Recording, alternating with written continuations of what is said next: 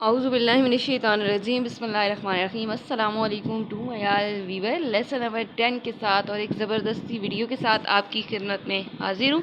Video start करने से पहले छोटी सी रिक्वेस्ट, चैनल को सब्सक्राइब कर दीजिए और वीडियो को लाइक कर दीजिए क्योंकि बहुत मेहनत से आप लोगों के लिए लेक्चर तैयार कर रही हूँ। और लेक्चर को स्टार्ट करने से पहले एक और चीज़ जो है वो ये कि आपके एग्ज़ाम होने वाले हैं, तो अगर आप चाहते हो कि आपकी एक वीक के अंदर बेस्ट तैयारी हो जाए MGT 501 की, तो स्काइप पे आप मुझसे क्लासेस भी ले सकते हो, बट ये पेड होगा। क्योंकि अगर आपको लगता है ना आपके सब्जेक्ट बाकी जो हैं वो मुश्किल हैं और आपने अभी तैयारी भी उनकी करनी है, तो आपके वो जो 2 घंटे आप मेरे पास लगाएंगे या 1 घंटा लगाएंगे, मैं आपको गारंटी देती हूँ आपको कुछ ना 70% आपकी उधर ही तैयारी हो जाएगी। तो अगर आपने करनी है तैयारी तो जनाब आप मुझसे क्लासेस ले सकते हैं और मैं आपको डिस्क्रिप्शन में अपनी स्काइप आईडी का लिंक दे दूँगी। इसके अलावा अगर आपने SRS बनवाना है, क्योंकि अभी यही लास्ट डेट है मेरे ख्याल में, तो अगर आपने बनवाना है तो वो भी मैं बना सकती हूँ। और इसके अलावा CS 411 के मैंने पिछले सेमेस्टर में लेक्चर्स अपलोड किए थे और उसके क्विज़ आई हुई हैं और इसमें पास होना बहुत मुश्किल होता है। सो अगर आपने क्विज़ में अच्छे मार्क्स लेने हैं तो आप पेड क्विज़ भी करवा सकते हैं। तो ये थी छोटी सी जी बातें और अब हम स्टार्ट करते हैं अपने लेक्चर को। हमारे लेक्चर में पहली चीज़ जो है, यह हमारा पहला टॉपिक है authority. Authority is the right to make decision. ठीक है, ये डिसीजन का जो है लेने का एक राइट होता है और ये हमें ये सहूलत देता है कि हम लोगों को डायरेक्ट कर सकें, to direct the work of others. और इस अथॉरिटी की मदद से हम लोगों को कहते हैं कि ये काम करो वो काम करो और हम उस काम को मैनेज कर रहे होते हैं, देखभाल रहे होते हैं, हम उनको डायरेक्ट कर रहे होते हैं एंड गिव ऑर्डर्स, और हम ऑर्डर दे रहे होते हैं। Authority refer to right inherit a manager position to give order. फिर वही बात कि मैनेजर पोजीशन है एक, to give orders and expect the order to be obeyed, और ये एक्सपेक्ट करती है दूसरों से कि वो आपके जो ऑर्डर हैं उन पर अमल पैरा होंगे और ओबे करेंगे। नेक्स्ट हमारा टॉपिक है the early management right distinguish between two forms of authority. Authority की बेसिक हमारे पास 2 टाइप्स हैं, एक लाइन अथॉरिटी है और दूसरी स्टाफ अथॉरिटी है। तीसरी वाली को आपने बस ऐसे ही एक दफ़ा पढ़ लेना है। तो मेन हमारी ये 2 हैं, लाइन एंड स्टाफ। तो सबसे पहले हम पढ़ते हैं अपनी लाइन को, और लाइन मैनेजर क्या होते हैं या लाइन अथॉरिटी क्या होती है। सेकंड लाइन में आप चलो तो ये लिखा हुआ है a line manager direct the work of employ and make certain decision without consulting anyone. So यहाँ पे आपको पता चला कि लाइन मैनेजर जो होते हैं वो हाई लेवल के मैनेजर होते हैं जो डिसीजंस लेते हैं, और निचले दर्जे के जो मैनेजर होते हैं वो उन पर अमल पैरा होते हैं। ये खुद डिसीजन लेते हैं, किसी से नहीं पूछते, इनका दिल करे तो दूसरों से मशवरा करें, ना करे तो ना सही। तो लाइन मैनेजर या लाइन अथॉरिटी हाई लेवल के, टॉप लेवल के हमारे मैनेजर आते हैं।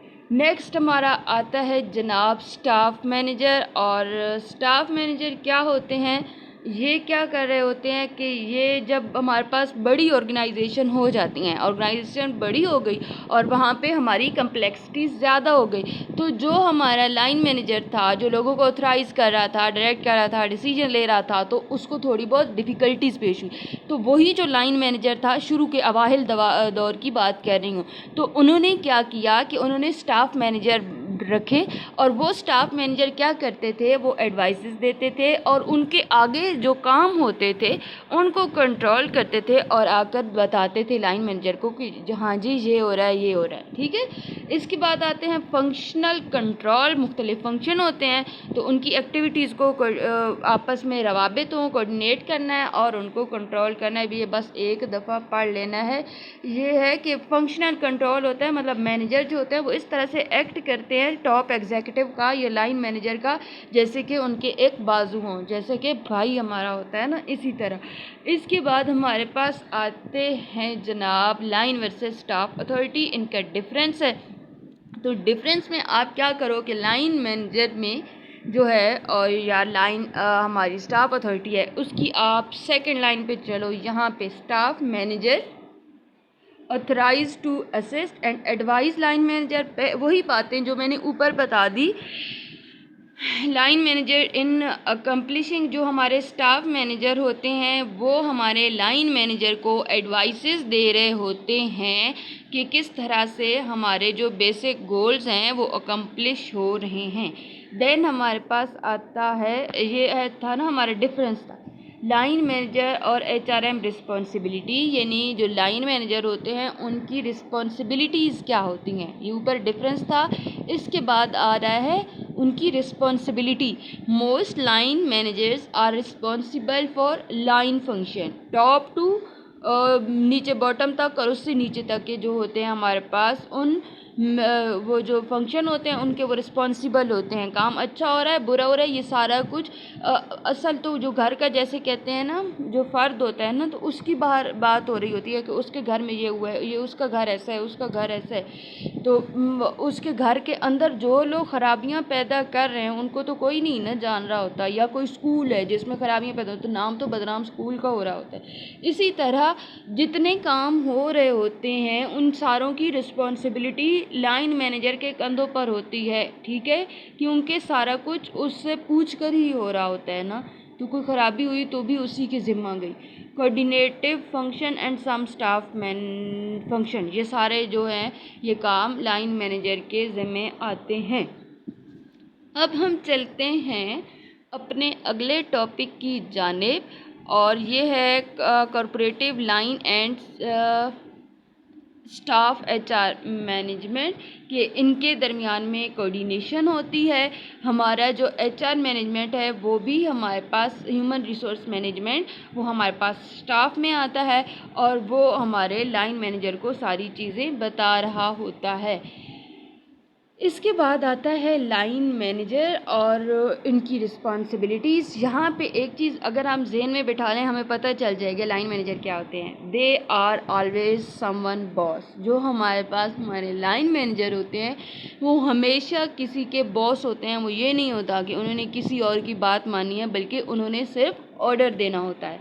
इसके बाद हमारे पास आती हैं कि line manager human resource management responsibility. जो ह्यूमन रिसोर्स मैनेजमेंट रिस्पॉन्सिबिलिटी है एचआर डिपार्टमेंट है वो कौन सी रिस्पॉन्सिबिलिटीज़ कर रहा है, लाइन मैनेजर को फिर आकर बता रहा है कि ये मैंने की है।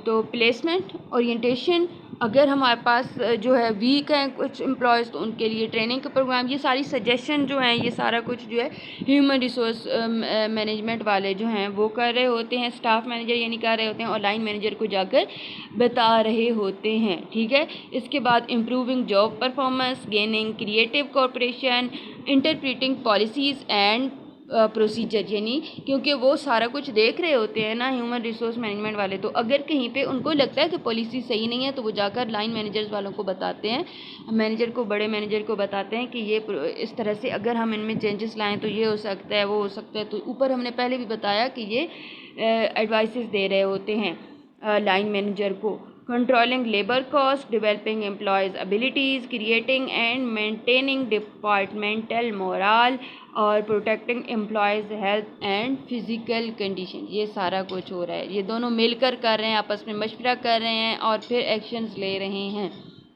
स्टाफ मैनेजर का मैंने पहले बता दिया। इसके बाद आता है रिस्पॉन्सिबिलिटीज़ क्या हैं स्टाफ मैनेजर की।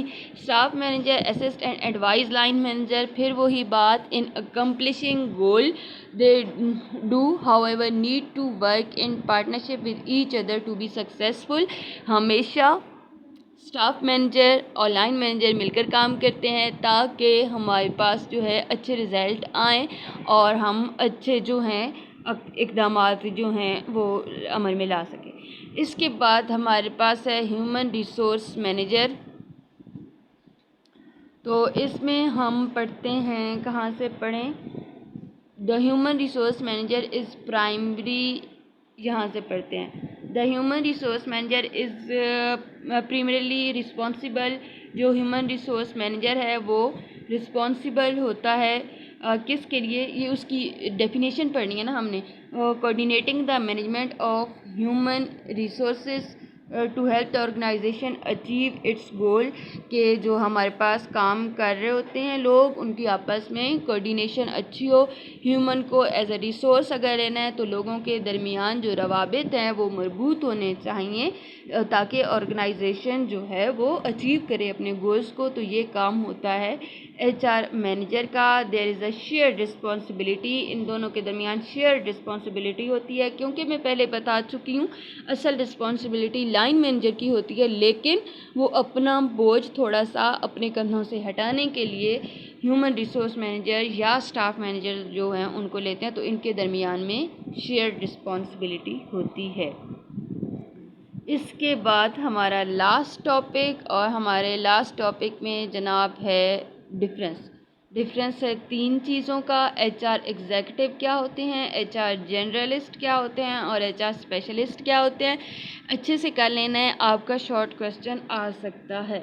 एग्जेक्टिव क्या होते हैं जनाब, executives are the top level manager. Executive कौन से हैं, टॉप लेवल मैनेजर हैं who report directly to the corporation और चीफ एग्जेक्टिव या एग्जेक्टिव ऑफिसर और हेड ऑफ मेजर डिवीज़न। ठीक है, टॉप लेवल के मैनेजर हैं, डायरेक्टली वो जाकर रिपोर्ट दे रहे होते हैं कि ऑर्गेनाइजेशन इस तरह जा रही है, इस तरह जा रही है। ठीक है, उन्होंने कोई ओबे नहीं करना होता।